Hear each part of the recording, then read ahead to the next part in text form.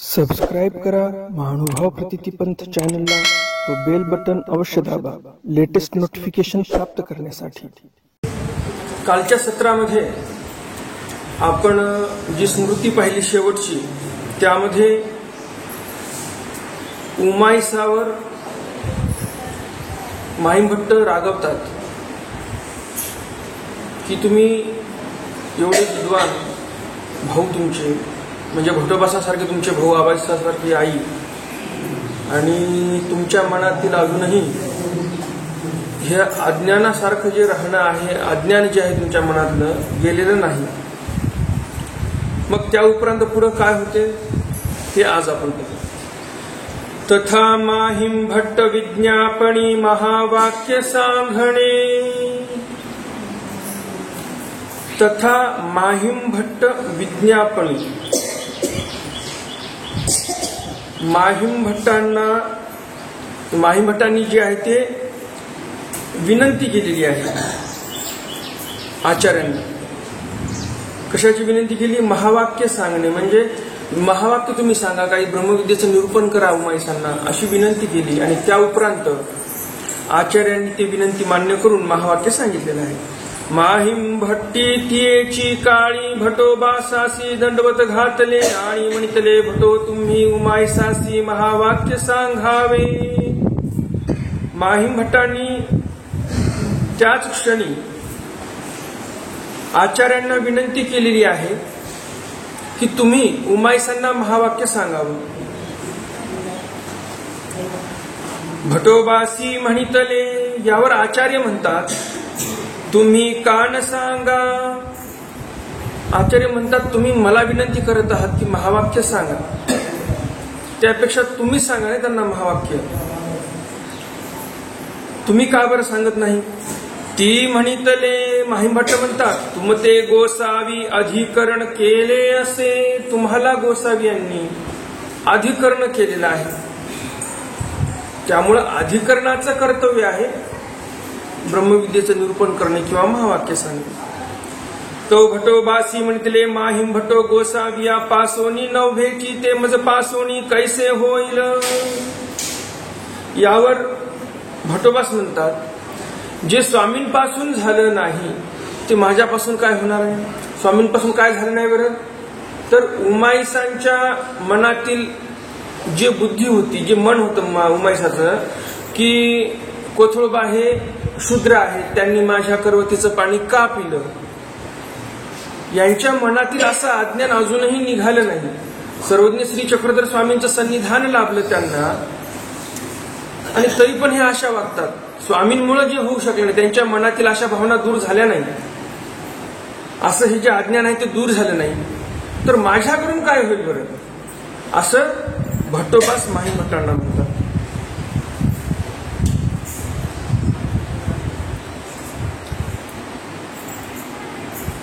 पूर्वी गोसावी माते म्हणितले येथचे गोमटे, ते काही तुझे भाऊपणे होईल। तू उमाईसाचा भाऊ आहे म्हणून काय गोमट होणार आहे का उमाईसाला? भाऊपणाने कधी कोणाचं भलं झालेलं आहे का, किंवा कोणाला पुण्य प्राप्त झालेलं आहे का? नाही। कोणी कोणाचा भाऊ आहे म्हणून त्या दुसऱ्या भावाला, मोठ्या भावानं केलेलं पुण्य भेटलं असं कधी झाले का? नाही। ज्यानं जे कर्म केले त्याचं त्याला मिळणार। मग आता उमाईसाच्या मनातील जे काही अज्ञान आहे ते अज्ञान भटोबासांना ज्ञान आहे म्हणून हे अज्ञान दूर होणार आहे का? भटोबासांनी पूर्ण अध्ययन केलं स्वामींजवळ, रात्रभर बसून प्रवचन ऐकले। स्वामी एवढं प्रवचन करायचे, दिव्यामधलं तेल संपलं तर शेवटी बाईसांना म्हणायचे स्वामी की बाई आता डोचे तूप घाला, जे तुपाचा डो असायचा त्यांच्याकडे, त्या डोचं तूप घाला त्या दिव्यामध्ये। तुपाचा दिवा लावून रात्री प्रवचन चालायचं, आणि रात्र प्रवचन आचार्य ऐकत बसायचे। दिवसभर व्यापार, रात्रीला प्रवचन ऐकत बसायचे। एवढे कठीण परिश्रम करून जे ज्ञान प्राप्त केलं भटोबासांनी, आता त्या ज्ञानाचा फायदा काय उमाईसाला होणार आहे का? तिचं अज्ञान जाणार आहे का? नाही। म्हणून म्हणतात की भाऊपणामुळे असं कोणाचं काही अज्ञान दूर होत नसते, असं मला स्वामींनी सांगितलं, असं आचार्य माहिमभट्टांना म्हणतात। तो माहिमभट्टी म्हणितले गोसावी बेलोपुरी ऐसे म्हणितले असे की। मग आता माहिमभट्ट पण काय गप्प बसत नाहीत, माहिमभट्ट पण पुढे त्यांना उत्तर देतात आचार्यांना। माहिमभट्ट म्हणतात की तुम्हाला स्वामींनी बेलोपूर येथे असताना असं म्हटलेलं आहे की तुम्हापासून सातापाचा होईल, तुम्हापासून म्हणजे तुमच्यापासून 7-5 जणांना ज्ञान प्राप्त होईल, 7-5 जण तुमच्या ठिकाणी अनुसरतील. स्वामी काय म्हटले होते, येथून एका दोघा तुम्हापासून 7-5, म्हणजे आमच्यापासून 1-2 अनुसरण होईल किंवा बोध होईल, पण तुमच्यापासून 7-5 म्हणजे आमच्यापेक्षा तुमच्यापासून जास्त पुढे चालून जीव जे आहेत ते ईश्वर धर्माला लागणार आहेत, असं स्वामींनी बेलापूरला असताना आचार्यांना म्हटलं होतं. मग भटोबासी उमाईसा धर्मू घोकविला, आणि मग असं माही भटांनी म्हटल्यानंतर भटोबासांनी उमाईसांना धर्म घोकवला, म्हणजे धर्माचं ज्ञान करून दिलं, अजून निरूपण केलं. मग तै पासोनी उमाईसा मार्गावरी थोर बुद्धी आली अंक. मग तै पासोनी म्हणजे तेव्हापासून उमाईसांना मार्गावर म्हणजेच परमार्गावर आचार्यांजवळ जे काही गुरुकुळ होतं राहायला 700-500 लोक, त्यांच्यावर थोर बुद्धी आली. कोणी कोण्या जातीचा असो, हीन बुद्धी राहिली नाही. जसं कोथळोबाविषयी शब्द वापरला तुम्ही, शूद्र आहात, माझ्या करवतीचं पाणी म्हणजे माझ्या पाण्याच्या पिशवीतून तुम्ही पाणी कसं काय प्यालात, हे शब्द त्यांनी वापरणंच बंद केले. निरालंबनता श्रवणे कोथळोबा निर्गमणी एकांत स्थान प्रशंसा. निरालंबनता श्रवणे, निरालंबनता कशी असावी या संदर्भामध्ये आचार्यांनी निरूपण केलं मार्गमंडळीसमोर, आणि त्या प्रसंगावर कोथळोबा निर्गमनी, ते ऐकून कोथळोबा लगेच निघाले एकांत स्थानाच्या ठिकाणी जाण्यासाठी, आणि म्हणून आचार्य त्या एकांत स्थानाची प्रशंसा करतात. एको दिसू भटोबास धर्मवार्ता करीत होते. एके दिवशी निरूपण चालू होतं गुरुकुळामध्ये. प्रधानत्वे अस्तिपरी, प्रधानत्वे कशावर निरूपण चालू होतं, अस्तिपरीवर निरूपण चालू होतं. अस्तिपरी कशाला म्हणतात, असण्याची परी, त्याला अस्तिपरी म्हणतात.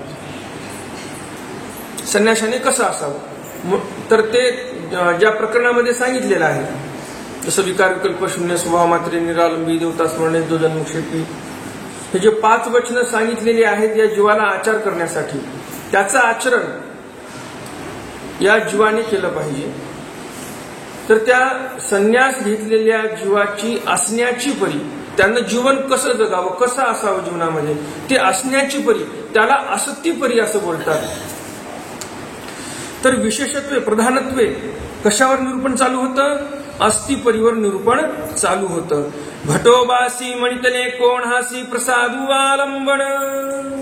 मग आता आचार्य निरूपण करायला लागले, कोणाला कशाचं आलिंबन आहे, प्रसादाचं आलिंबन आहे.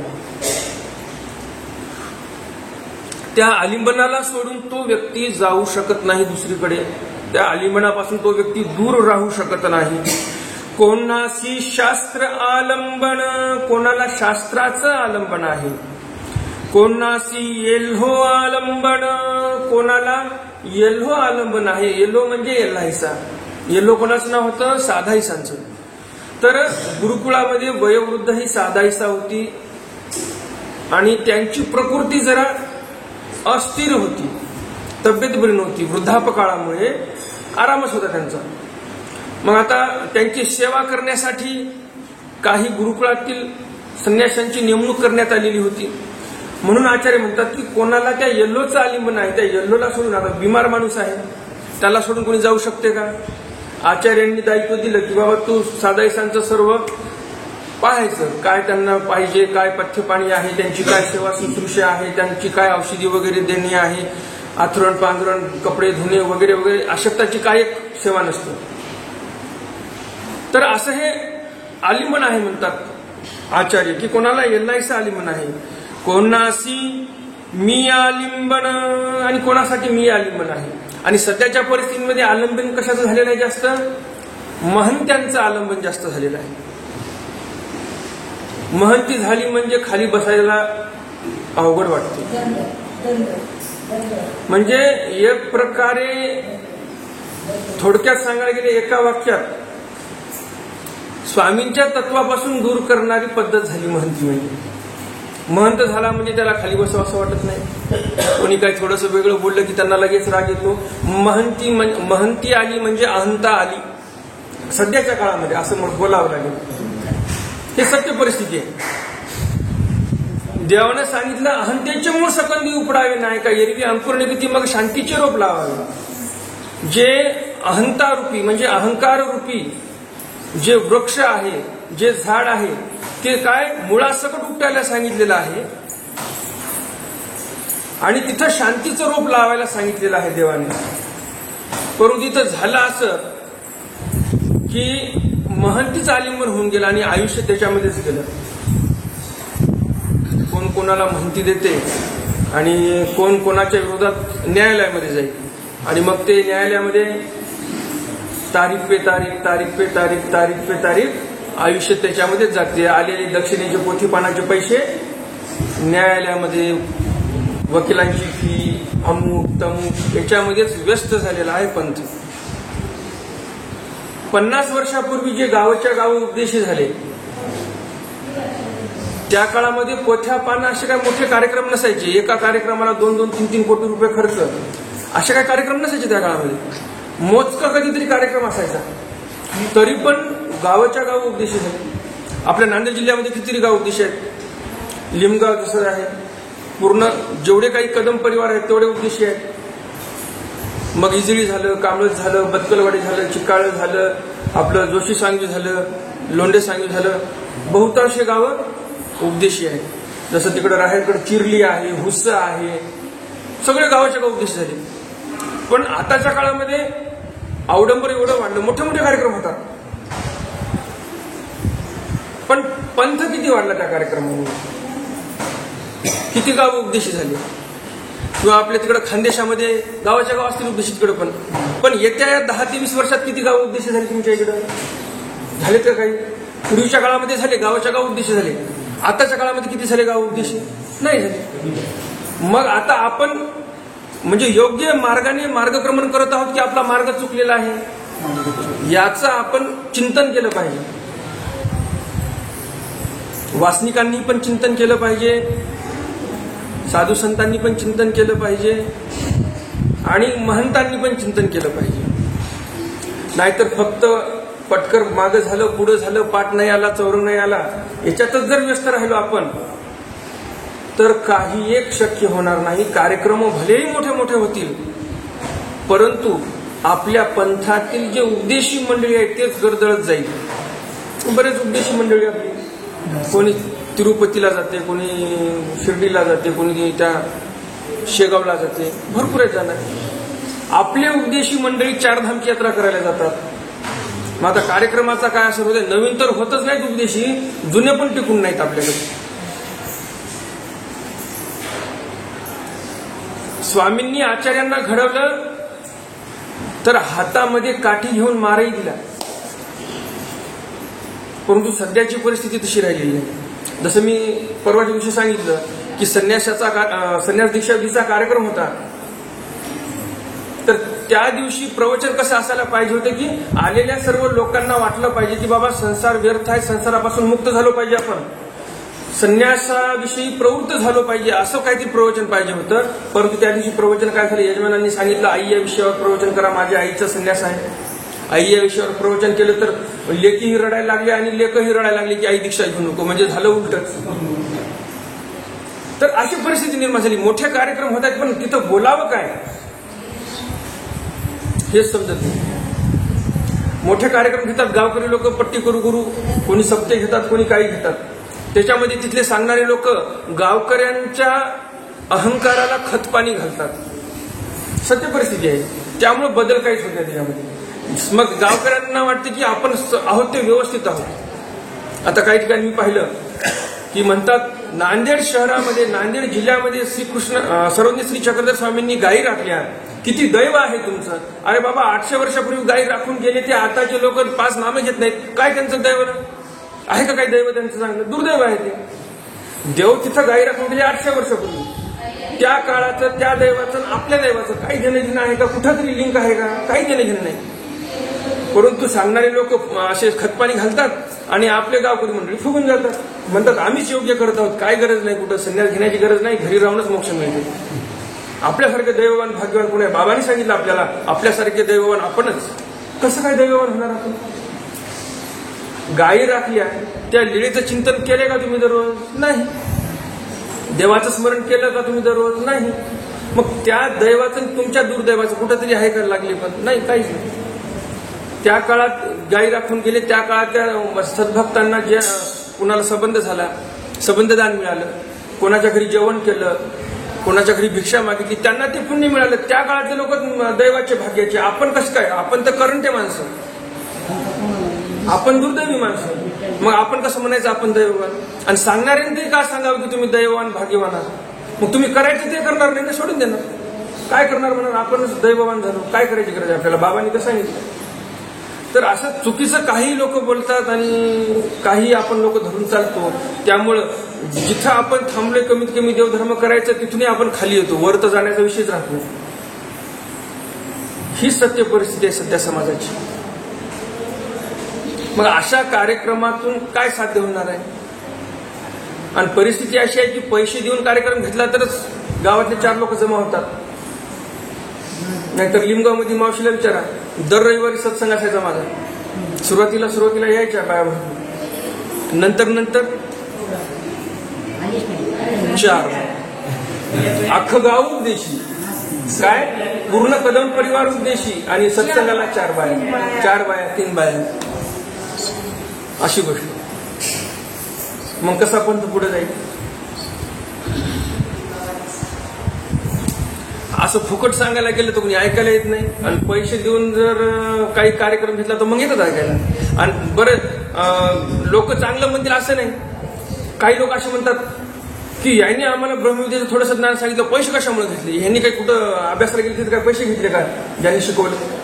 बरं फुकट सांगायला गेले तिकडे ऐकायला जायचं नाही. कोणी दक्षिणा घेऊन सांगायला गेलं, त्यांना म्हणायचं तुम्ही दक्षिणा काय घेता? अशी समाजाची परिस्थिती झाली आहे सध्या. घोड्यावर बस द्यायचं नाही, पायी चालू द्यायचं नाही, जीवनच जगणं मुश्किल. एका ठिकाणी प्रवचनाला गेलो, बाहेरगावी मला आमंत्रण होतं, तर गेलो प्रवचनाला. आता माझं सांगणं म्हणजे कसं, एक वाक्य उच्चारायचं आणि पूर्ण शब्दाचा अर्थ सांगायचा. एक व्यक्ती म्हटला, तुम्ही असं सांगता म्हणला सगळ्याला सगळं समजते म्हणे. मग लोकांना असं वाटायला लागलेलं आहे म्हणे की या बुवाला काही एवढं ज्ञानच नाही, काय सगळं समजायला लागलं आम्हाला. आमके बाबा येऊन गेले, आम्हाला काही समजलं नाही. आम्हाला वाटलं त्यांनी फारच भारीचं ज्ञान सांगितलं, आम्हाला समजलं नाही म्हणजे. आता काय बोला सांगा तुम्ही? म्हणजे समजण्यासारखं सांगितलं तर वाटतं की बाबा या बाबाला काहीच माहिती नाही. समजण्यासारखं सांगून गेलं तर मग म्हणतात हा काहीतरी भारी सांगितलं ना, आपल्याला समजलं नाही. समाजाची परिस्थिती किती विचित्र आहे. घसा कोरडा करून सांगायला गेलं तर म्हणतील की बाबा आपल्याला तर सगळं समजलो. हा लक्षात नसलं तर जाऊ द्या, आपल्याला लक्षात राहिला नाही, विषय भाग वेगळा झाला. परंतु ज्यावेळेस त्यांनी सांगितलं त्यावेळेस शब्द न शब्द आम्हाला समजलं. म्हणजे ते साधारणच आहेत आपल्यासारखे, त्यांना काही एवढं गुह्य ज्ञान नाही. आणि मग एखादा काहीतरी संस्कृत मधले 4-2 श्लोक सांगून गेला, त्यालाही अर्थ समजला नाही, सांगणाऱ्याला नाही, ऐकणाऱ्याला नाही. मग म्हणतात बाबा काहीतरी मोठे येऊन गेले आपल्या गावात, लय भारी सांगितलं म्हणतात. तर इथे कोथळोबा आचार्यांचं निरूपण ऐकतात. भटोबास काय म्हणतात की आलिंगन कोणाचं कोणावर किती आहे ते सर्व काही सांगितलं, आणि हे सर्व निरूपण कोथळोबांनी ऐकलं. पर्यायचा कोणी मायेचा पोटी जन्मला नाही, जो देशावरी खांडे काढून जाय. आचार्य म्हणतात की असा कोणी मायेचा पोटी जन्मला नाही की तो एकटा देशावर खांडे काढून जाईल. म्हणजे ज्ञानयुक्त आचरण करून देशाच्या शेवटा जाऊन जन्म क्षेपेल असा कोणी कोणा मायेचा पोटी जन्मलेला नाही. ऐसे निरूपण करिता की असं निरूपण चालूच होतं. कोथळोबा पण ऐकत होते. तो कोथळोबाये म्हणितले नाही कैसा हा नव्हे. आचार्यांना कोथळोबा म्हणतात नाही कसं काय म्हणताय तुम्ही, हा नव्हे म्हणजे मी नाही का? हा नव्हे मी कोथळा म्हणून बाहे आफळीली. ज्याप्रमाणे पहिलवान लोक दंड थोपटतात त्याप्रमाणे कोथळोबांनी बाहे आफळी म्हणजे दंड थोपटवले आणि म्हणे मी आहे देशावर खंडे काढून जाणारा. आणि भटोबासी दंडवत घालून निघाले. आणि भटोबासासी दंडवत घालून निघाले. लगेच कोथळोबांनी साष्टांग दंडवत घातले भटोबासांना आणि लगेच निघाले. भटोबासी म्हणतले कोथळा तेथ जाईल तेथ पाये हानितल्या शीस नेणीजे. अशा एकांत ठिकाणामध्ये जातील कोथळोबा आणि धर्माचरण करतील. पायाला लागलं तर आपल्या मस्तकाला समजणार नाही असं एकांत ठिकाण. ऐसे एकांती स्थान प्रशंसिले. अशा त्या एकांत ठिकाणाचं प्रशंसा केलेली आहे आचार्यांनी. अंक आऊ अभ्यागत निराकरणी माहिम भटा शिक्षापणे. औसांनी अभ्यागत वृत्ती केली. कोणाला? माहिम भटांना. त्या प्रसंगावर माहिम भटांनी त्या अभ्यागत वृत्तीचं निराकरण केलं आणि ही गोष्ट मग आचार्यांना कळाली. त्यावेळेस आचार्यांनी माहिम भटांना शिक्षापण केलेलं आहे. एक वेळ औसी माहिम भटा ते प्रार्थिले. एक वेळ औसांनी माहिम भटांना विनंती केली, माझे काही घ्यावे, माझं काही अन्न प्रवेशन तुमच्या ठिकाणी झालं पाहिजे, काहीतरी माझंही अन्न ग्रहण करा. शोधून भटोबास अटना गेले, ते माही भट्टी निराकरिले. औसांनी जी विनंती केली ती विनंती माहीम भटांनी नाकारली. म्हणजे आम्ही तुमचं अन्न घेणार नाही. काय कोण नेमकं बरोबर होतं?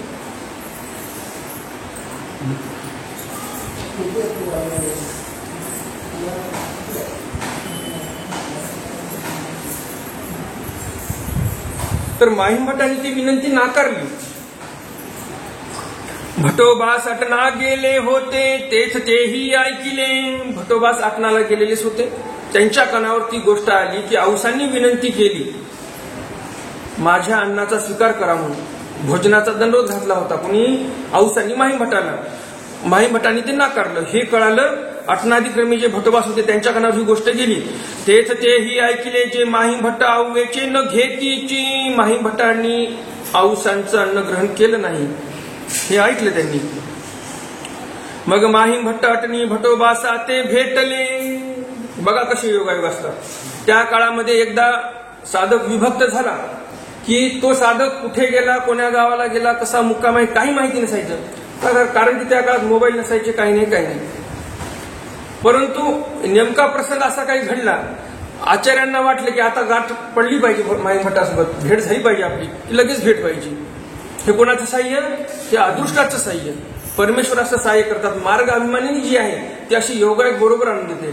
आचार्यांच्या कानावर गोष्ट पडली, आचार्यांना ते पटलं नाही. आचार्यांना वाटलं की माहीम भट्टांना आपण शिक्षापण केलं पाहिजे, की आटनामध्ये पुढे भेट माहीम भट्टाची झालीच.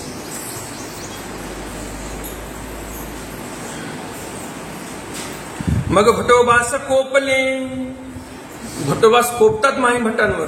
हांगा जे आऊ पुढा पळे आणि गोसावी बुजाव्या पाठी लागती.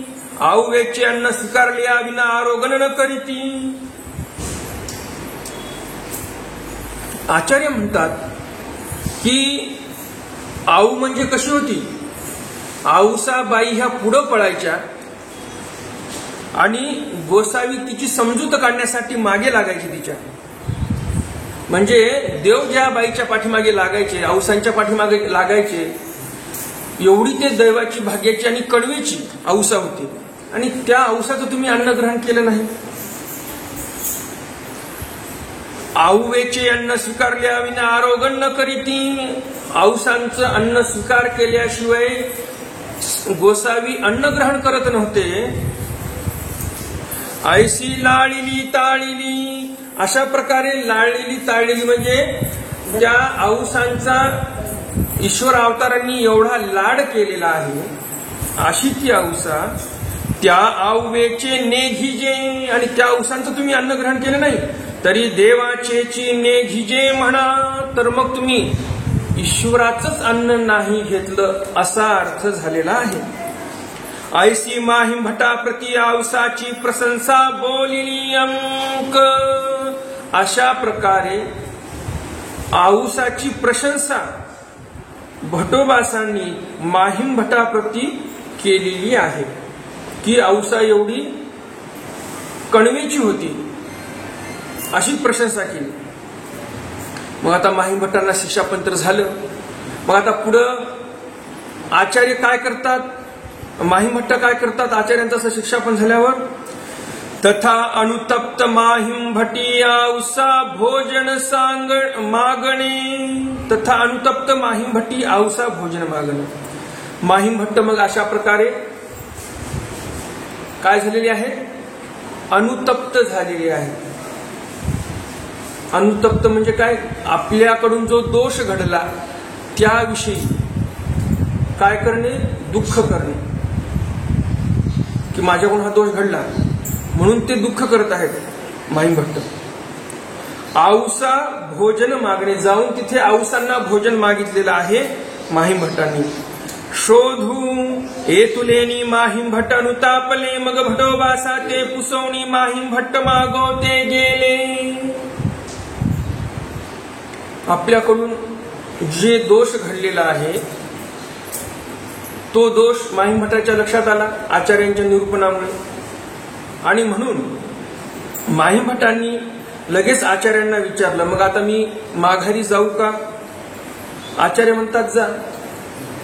आणि मग माहीम भट्ट मागवते औसाकडे गेलेले आहेत. औसासी साष्टांग दंडवत घातले, औसांना साष्टांग दंडवत घातलेले आहेत माहीम भट्टांनी. आणि म्हणतले आव्वे तुम्ही मज जेऊ घाला. आणि माहीम भट्ट म्हणतात आव्वे तुम्ही आता मला जेऊ घाला. तुम्ही म्हणत होती ती तैमी जे नेझीची ते माझे अनुचित हो. तुम्ही मला विनंती केली परंतु त्यावेळेस मी अन्नग्रहण केलं नाही, आणि त्यामुळे आता माझा जो दोष आहे, माझी जी चूक आहे, जे मी अनुचित तुमच्या बरोबर वागलो ते मला समजलेलं आहे, आणि म्हणून आता तुम्ही मला जेवायला द्या. तुम्ही म्हणत होते ती तैमी जे नेघेची ते माझे अनुचित हो. आता घाला. औसी म्हणतले होकारे उठी उठी म्हणून उठविले. औसा म्हणतात ठीक आहे रे, आता तू उठ.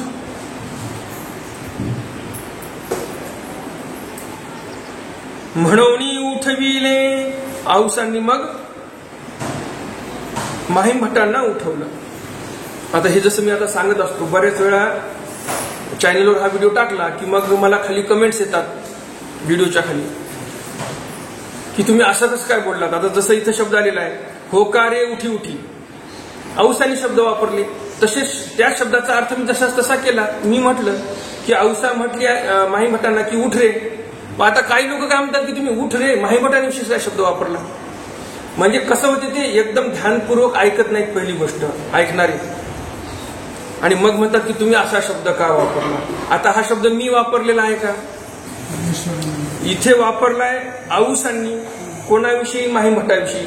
उठी उठी रे म्हटले, हे कोणाला म्हटले? माहीम भट्टाला. मग मी तसाच अर्थ सांगितला उठ रे असं औसा माहीम भट्टाला म्हटले. परंतु ते माहीम भट्टाला औसा म्हटलं हे देतात सोडून, परंतु मग माहीम भट्टाविषयी असं तुम्ही शब्द वापरायला नाही पाहिजे असं म्हणतात. आता काय तेवढं मला कळत नाही का? कळते, ऐकणाऱ्याला ते समजत नाही. त्याच्यात दोष कोणाचा आहे? ऐकणाऱ्याचा दोष आहे.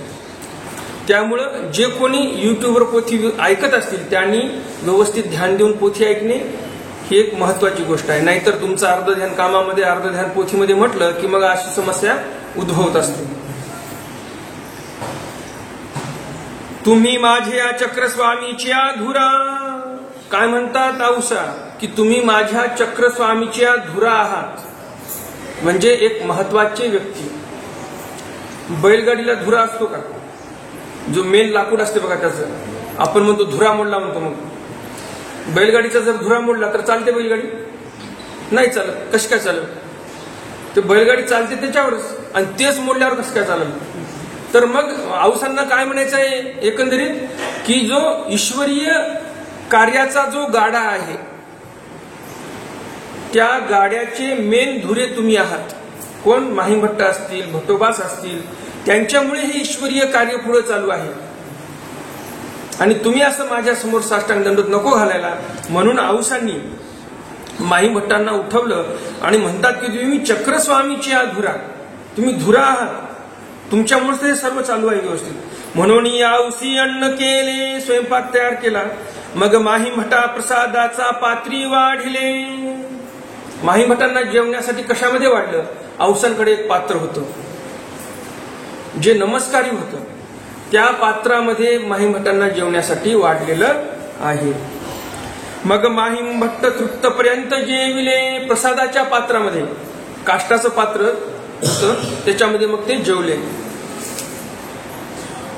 शोधू ते भटोबासी ऐकले, मग सुख झाले. मग ही वार्ता भटोबासांच्या कानावर गेली. मग भटोबासांनाही सुख वाटलं की माहीम भट्टांनी औसांपुढे जाऊन साष्टांग दंडवत घातले, क्षमा मागितली आणि औसांनी मोठ्या मनाने क्षमाही केली.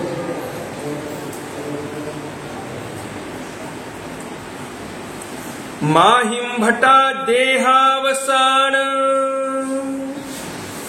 माहीम भट्टांचं देहावसान झालेलं आहे, म्हणजेच माहीम भट्ट कैवल्यवासी झाले, ते या स्मृतीमध्ये येणार आहे. एक वेळ माहीम भट्टाटना गेले होते, तवटणी तयासी आसक्ती उपनली. माहीम भट्ट आटनाला गेले होते, आटनामध्ये गेले असताना अशक्त झाले. तिकडे तेणेची प्रांते उमाईसे आली होती. योगायोगाने बघा देवाने कोणाची गाठ घातली? उमाईसांची आणि माहीम भट्टांची भेट झालेली आहे. तो माहीम भट्टासी भेटी झाली. तया ते माहीम भट्टी म्हणितले, उमाई तुम्ही मजरुद्धपुरासी न्यावे. माहीम भट्ट अशक्त होऊन पडलेले आहेत. उमाईसा तिथे गेल्या. उमाईसाला माहीम भट्ट म्हणतात की उमाई तुम्ही मला एकदा रुद्धपुराला न्या. तीही म्हणितले हो का? उमाईसा म्हणतात ठीक आहे माहीम भट्टो, तुम्हाला मी आता रुद्धपुरला नेईन. मग उमाईसा पासी वांकी सांकळ्याची मुदी होती. उमाईसापाशी काय होती? जे श्रीप्रभू महाराजांची वाकी आणि साखळे होते त्यापासून तयार केलेली एक मुदी होती. तेही गहाण घातली. बरेच काही उपदेशी वर्ग म्हणतात की बाबा साधूंना पैसा काय करायचा. आता तुम्ही बघा इथे माहीम भट्टासारखं पात्र आहे, अशक्त झालेला आहे. शेवटची इच्छा काय आहे माहीम भट्टांची? एकदा रुद्धपुरला जावं. आता उमाईसाजवळ जर काही ते अंगठी नसती, उमाईसाजवळ काय होती? मुदी म्हणजे काय? अंगठी. आता ते जर अंगठी उमाईसापाशी नसती, तिने संग्रह काहीच केला नसता त्यांनी, तर आता त्यांनी प्रयत्न जरी केला असता की आता माहीम भट्टाला न्यायचं, तर काय पाठीवर नेऊ शकले असते का? तर इथं काय केली त्यांना? उमाईसांनी काय केलं? ते गहाण ठेवली, काही तिचे पैसे घेतले, मग मोले दांडी करून रुद्धपुरासी आणले. आताच्या काळामध्ये जसं भाड्यानं आपण गाडी करतो, त्या काळामध्ये भाड्यानं पालख्या भेटायच्या. मग दांडी केली, पालखी केली, भाड्याने पैसे देऊन त्या माणसाला 4 माणसं घेतली पालखी वाहण्यासाठी आणि त्यामध्ये माहीम भट्टांना ठेवलं. बघा आता ते एक अंगठी होती उमाईसाजवळ, म्हणून त्यांना किती पुण्य प्राप्त झालं. माहीम भट्टाच्या म्हणजे माहीम भट्टासारखं पात्र, थोर पात्र, आणि त्या एवढ्या थोर पात्राची शेवटची इच्छा उमाईसा पूर्ण करू शकल्या की मला एकदा रुद्धपुरला जायचं, शेवटची इच्छा. मग हे संग्रह नसता तर झालं असतं का? त्यामुळं उचित संग्रह तेवढा केला पाहिजे, अनुचित संग्रह नको, उचित संग्रह केला पाहिजे.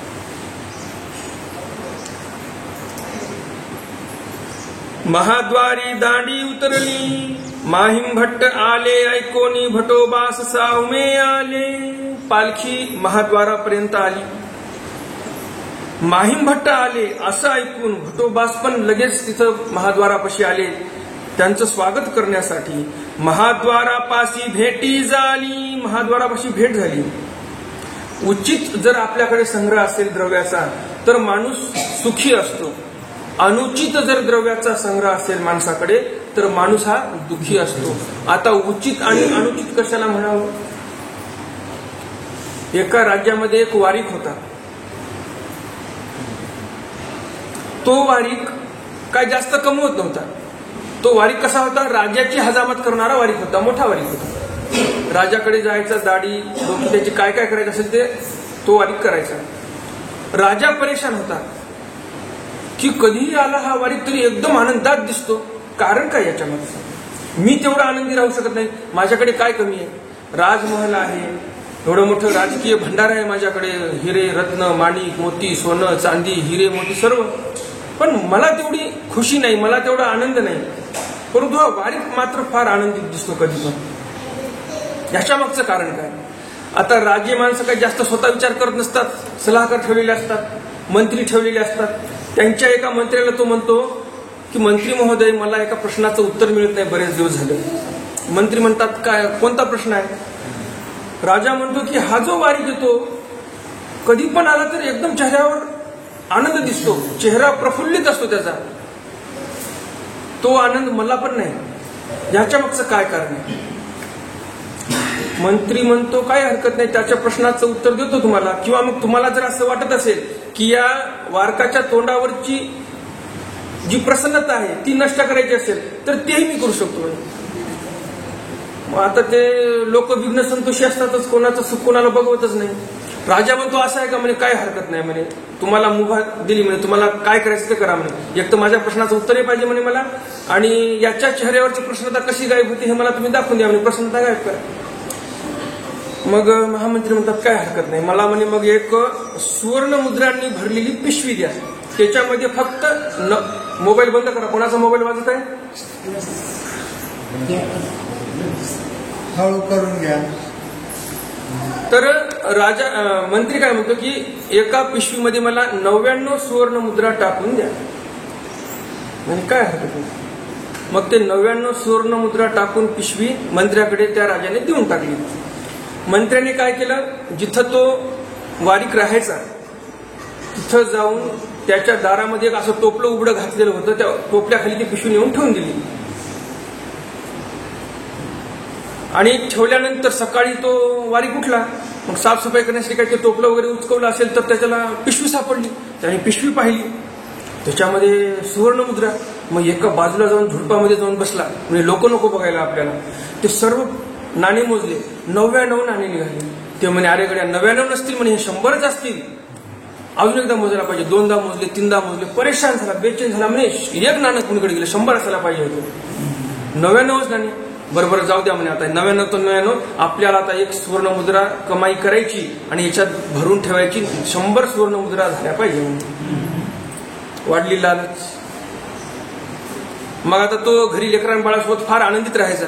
काही लेकरांनी थोडं बहुत काही खायला मागितलं तर बाजारपेठेतून आणून खाऊही घालायचा. पण आता खाऊ घालता येईल का त्याला, सुवर्ण मुद्रेची कमाई करायची आहे. त्या काळामध्ये तांब्याच्या कासाच्या मुद्रा चालायच्या, गरीब माणसाकडे तेच असायच्या, सुवर्ण मुद्रा मोठ्या माणसाकडे असायची. मग त्यांना चांगली मेहनत करावी लागणार आहे सुवर्ण मुद्रा कमवण्यासाठी. मग ते घरी भाजीपाला कमी आणणे किंवा लेकरांना काही खाऊ वगैरे काही आणायचं नाही घरामध्ये. मग लेकरं रडायला लागली, का बरं आणलं नाही, की मग ते तमतम व्हायला लागली, किचकिच कटकट सगळी वाढली. मग दुसऱ्या दिवशी 4 दिवसांना समजा राजाच्या दरबारात जायचा हजामत करायला गेला, तिथं चेहरा खाली पडलेला, चेहऱ्यावरची प्रसन्नता गायब.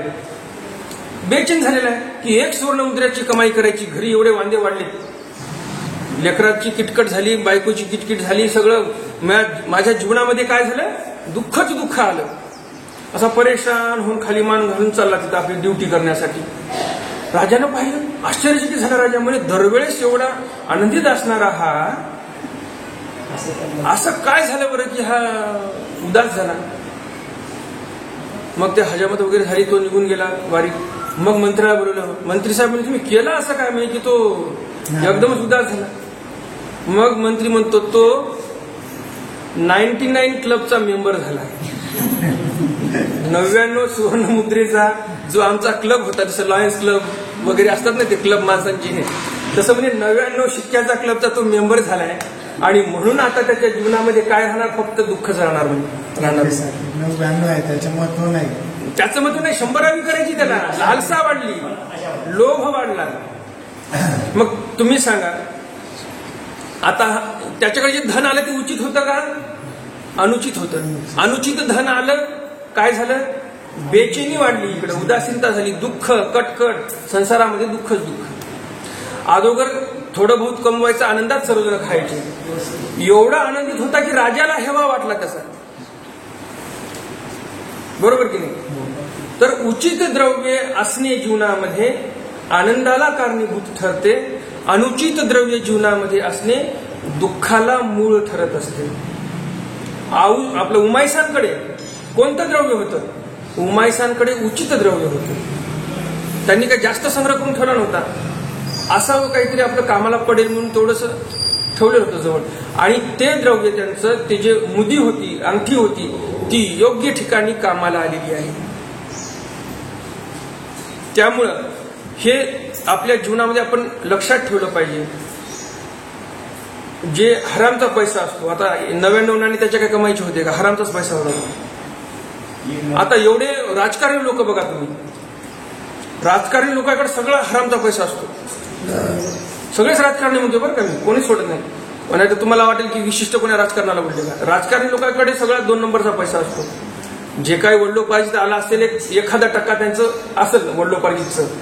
परंतु काही लोक बघा 5 वर्षाचे मंत्रीपद घेतात, 100 पिढ्यापासून खातील एवढं कमवून ठेवतात. आणि जे मग कार्यकर्ते जे नैतिकतेच्या गोष्टी करत असतात त्यांचेच कार्यकर्ते, त्यांना त्यावेळेस नेत्याचं दिसत नाही अनैतिकता. बरोबर की नाही? तर जेवढे काही राजकारणी लोक आहेत, गर्भ श्रीमंत आहेत, आहे का सुख त्यांना? काही सुख नाही. त्यामुळं उचित पैसा असणे महत्वाचं आहे. उमाईसांकडे उचित पैसे होते, त्यांना सुख भेटलं आणि एवढी मोठी पुण्याची क्रिया त्यांच्याकडून घडलेली आहे. भटोबासा ते माहीम भटी म्हणितले, भटो निढळावरी पाओ ठेवा. माहीम भट्ट एकदम उदास आहेत, मन खिन्न झालेलं आहे, अंतकरणामध्ये दुःखच दुःख आहे माहीम भट्टांच्या. आणि त्या दुःखद अंतकरणाने माहीम भट्ट आचार्यांना म्हणतात, भटो निढळावरी पाऊल ठेवा. आचार्यांना म्हणतात, माझ्या निढळावर म्हणजे कपाळावर तुमचा पाय ठेवा. म्हणोनी भटोबासाचा पाव हाती धरिला. भटोबासांचे पाय हातामध्ये धरले माहीम भट्टांनी. भटोबासी म्हणितले निढळावरी श्रीचरणू तो गोसावियांचा की. भटोबास म्हणतात, अहो निढळावर श्रीचरण हा कोणाचा? गोसावियांचा. म्हणजे स्वामींचा श्रीचरण निढळावर ठेवायला पाहिजे, आमचा नाही. मिया निढळावरी हातू ठेवावा की, मी निढळावर तुमच्या फक्त हात ठेवला पाहिजे. म्हणून हातू ठेविला असं म्हणून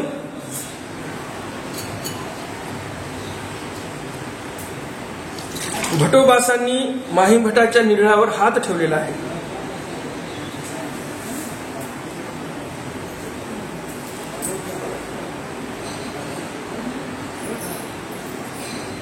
मग जगती अंतू आणले.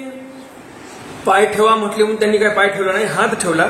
आणि जगतीच्या आत म्हणजे महाद्वार जे होतं त्या जगतीच्या भिंतीमध्येच केलेलं तयार होतं महाद्वार. जगतीच्या आतमध्ये घेतलं म्हणजे जे राजमड आहे किंवा त्रिपुरुषाचा मड आहे किंवा ते उंच मड आहे ते आतमध्ये नेलं. आता जगतीच्या भिंतीच्या आतमध्ये. आता जसं आपलं हे मंदिर आहे, आपल्या मंदिराच्या भोवताला आता हे वॉल कंपाऊंडचं काम आहे चालू. आताच्या भाषेमध्ये समजून घ्यायचं, हे वॉल कंपाऊंड म्हणजे जगतीची भिंत आहे. आणि आता हे पूर्ण वॉल कंपाऊंड कम्प्लीट झालं, तिथं जर गेट बसवलं समोर, ते समजायचं महाद्वार. तिथं माहीम भट्टांची पालखी उतरवली होती. आणि जगतीच्या आत आणलं म्हणजे काय, तर त्या महाद्वाराच्या आतमध्ये आणलं.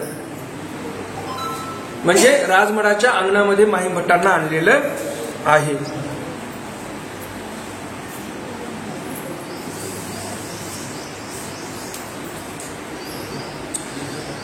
बरवी ठाई ठाव केला. चांगल्या ठिकाणी बसण्यासाठी आसन रचलं त्यांच्यासाठी. मग एकू दिसू माहीम भटी भटोबासा ते म्हणितले, भटो मज देव होईल. मग एके दिवशी माहीम भट्टांनी भटोबासांना प्रश्न केला, भटो मज देव होईल. माहीम भट्टांच्या मनामध्ये पण शंका होती की मला देव होणार की नाही. दोन्ही देवाचा संबंध असलेले माहिमभट्ट. भटोबासांचे माहिमभट्ट कोण लागतात? काका लागतात. कारण सर्वज्ञ श्री चक्रधर स्वामी हे श्री गोविंद प्रभू महाराजांचे शिष्य आणि सर्वज्ञ श्री चक्रधर स्वामींचे शिष्य भट्टोबास. आणि माहिमभट्ट कोणाचे शिष्य होते? श्री गोविंद प्रभू महाराजांचे शिष्य. म्हणजे सर्वज्ञ श्री चक्रधर स्वामींचे कोण लागतात? गुरुभाऊ लागतात पाहायला गेलं तर माहिमभट्ट म्हणजे. आणि भट्टोबासांचे कोण लागतात? मग काकबुवा लागतात. तर दोन्ही देवाचा संबंध असलेले आणि सर्वज्ञ श्री चक्रधर स्वामींचे गुरुभाऊ असलेले माहिमभट्ट, त्यांच्याही मनामध्ये प्रश्न पडला की मला देव होईल की नाही. भट्टोबासांना वाटलं की हे यांनी असा प्रश्न का केला. तव ऐसे ही का म्हणतले म्हणून भट्टोबास नावे उगेची राहिले. भट्टोबास गप्प बसतात, काही एक शब्द बोलत नाही. भट्टोबासांनाच समजत नाही की माहिमभट्टासारख्या या एवढ्या थोर पात्राने असं का बरं विचारावं मला. स्तब्ध झाले भट्टोबास, काय बोलावं काय समजत नव्हतं भट्टोबासांना. आणि म्हणून माहिमभट्टांना काय वाटलं मग? तो तेने तया अधिकची दुःख वाटले. मग माहिमभट्टांना अधिकच दुःख झालं. माहिमभट्टांना वाटलं की मला देव होणार नाही, म्हणून भट्टोबास गप्प बसलेले आहेत आणि म्हणून त्यांना अधिक दुःख झालेलं आहे. माहिमभट्टी म्हणते मी पापिया मज देव काही होईल. आचार्य वेगळ्या भावनेने गप्प बसलेले होते. आचार्यांना वाटलं एवढं थोर पात्र यांना देव नाही होणार तर कोणाला होणार, अशी भावना भट्टोबासांची होती. मनामध्ये विचार असे चालू होते की एवढ्या थोर पात्राने असा प्रश्न का केला, म्हणून ते गप्प बसले. परंतु माहिमभट्टांना वेगळंच काही वाटलं. माहिमभट्टांना वाटलं आम्हाला देव होणार नाही म्हणूनच हे गप्प बसले. मग माहिमभट्ट दुःख करायला लागले की मी पापी आहे, मला कशाला देव होईल, म्हणून दुःख केले, दुःख करायला लागले. मग भट्टोबासी म्हणते माहिमभट्टो तुम्हासी दोही देवाचा मग भट्टोबासी म्हटले माहिमभट्टो तुम्हासी दोही देवाचे सन्निधान. आचार्य म्हणतात माहिमभट्टो तुम्हाला दोन्ही देवाचं सन्निधान आहे, त्यांचं तुम्ही सेवा दास्य केलेलं आहे दोन्ही देवाचं. आणि तुम्ही ऐसे का बोलिले ती, आणि तुम्ही असं का बरं बोललात. माहिमभट्टी म्हणतले भट्टो तुमचे मुख्य अन्यथा न निघे की. माहिमभट्ट म्हणतात की तुमच्या मुखातून कधीही अन्यथा निघणार नाही असं सांगितलेलं आहे. भट्टोबासी म्हणतले जय गोसावी निवासा राज्य करीत होते, तै तेथ तुम्ही महाजना सरिसे आले होते ती. माहिमभट्टांना फक्त एवढं निश्चिती करून घ्यायची होती की मला देव होईल. माहिमभट्टांची बुद्धी अशी होती की स्वामींनी वर दिलेला आहे की माहिमभट्टांच्या मुखातून जे निघेल ते देवाचंच निघेल किंवा देव बोलल्यासारखंच आहे. म्हणून माहिमभट्टांना एक शेवटची खात्री करून घ्यायची होती की मला देव होईल. एकदा भट्टोबासांच्या मुखातून निघालं तुम्हाला देव होईल की मग मी निश्चिंतपणे मरू शकतो, अशी त्यांना एक खात्री करायची होती. आणि निश्चिंत होऊन त्यांना स्वतःचं देह इथे ठेवायचं होतं. त्यांनी या अर्थाने ते बोललेले होते. पण मग पुढं आचार्य म्हणतात की ज्यावेळेस तुम्ही नेवाशाला आले होते तुमची माझी भेट झाली होती आणि मग भेट झालेली मी जाऊन स्वामींना सांगितली डोमेग्रामला.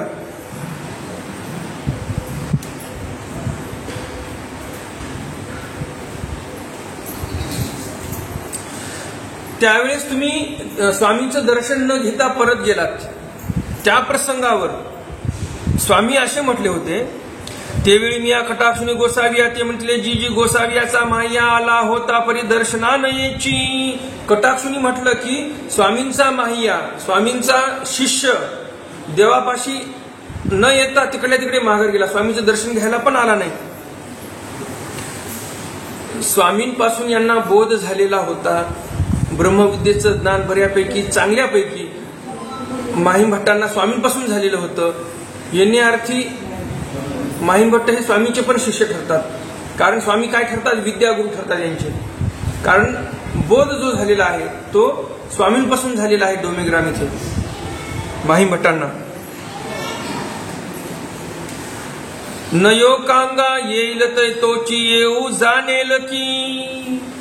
मग आचार्य सांगतात जो वृत्तांत घडलेला होता पूर्वी की सर्वज्ञ श्री चक्रधर स्वामी तुमच्या दैवाची एवढी प्रशंसा करायचे, तुमची एवढी प्रशंसा करायचे की त्यावेळेस त्या प्रसंगावर स्वामी म्हटले होते की येईल तो त्याची येव जाणील की त्यांना येण्याची योग्य वेळ बरोबर त्यांना माहिती आहे, त्यांना सांगण्याची गरज नाही, तसे ते हुशार माणसं आहेत असं स्वामी म्हटले होते. ऐसा गोसावी तुमचा निर्वचू केला, तुम्हा जरी देव नव्हे तरी कोणाही देव नव्हे, अशी तुमची प्रशंसा स्वामींनी केलेली आहे, निश्चिती केलेली आहे की तुम्ही ईश्वर धर्मासाठी योग्य आहात. आणि म्हणून आचार्य पुढे म्हणतात की तुम्हाला जर देव झालेला नाही, तुम्हाला जर देव झाला नाही तर कोणालाही देव होणार नाही. एवढं आश्वासन माहीम भटांना आचार्य इथं देतात.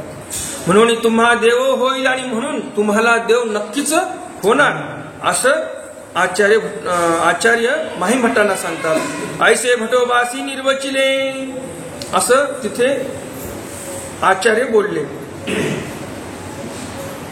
मग माहीम भट्टी म्हणते माझे काही ओखटे निघावे. माहीम भट्ट म्हणतात माझ्याकडून गुरुकुळामध्ये राहत असताना काही वाईट शब्द माझ्या मुखातून निघाले असतील, काही माझी वागणूक काही कुणाचं मन दुखवणारी असेल तर माझं काही कोणी आता ओक्ट घेऊ नका.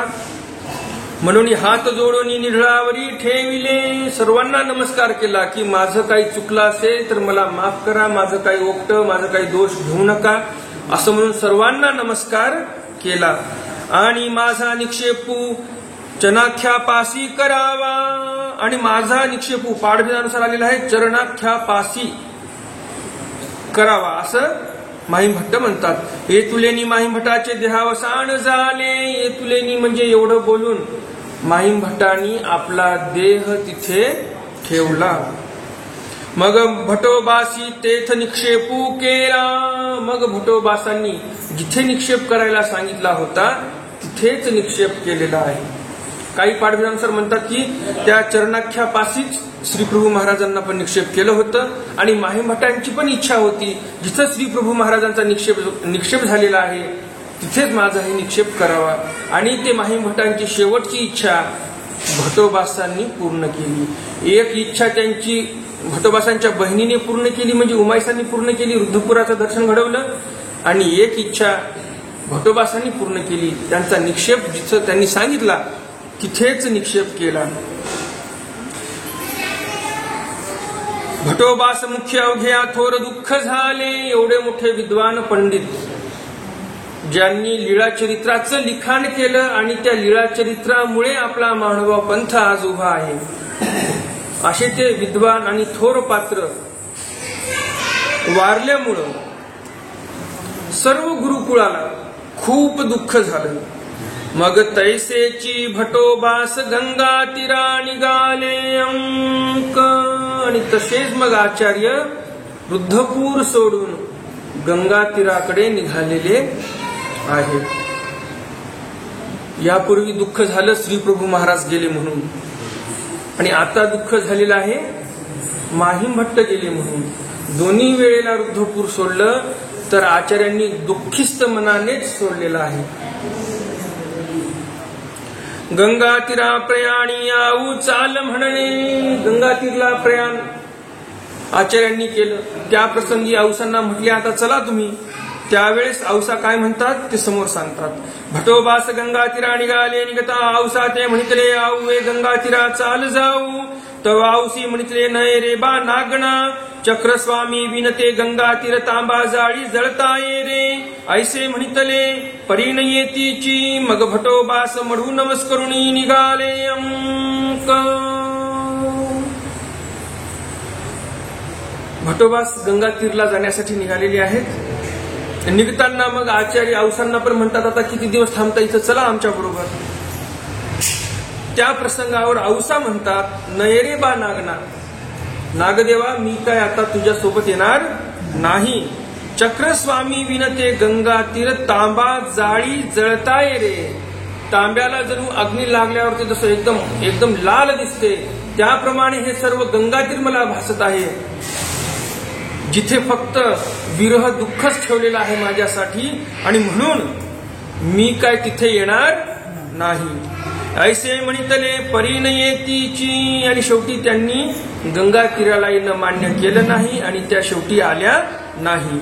मग भटोबास मढू नमस्करुणी निघाले. मग भटोबासांनी राजमठ नमस केला, जे काही स्थान आहे ते नमस केले आणि तिथून निघाले. आजचा वेळ आपला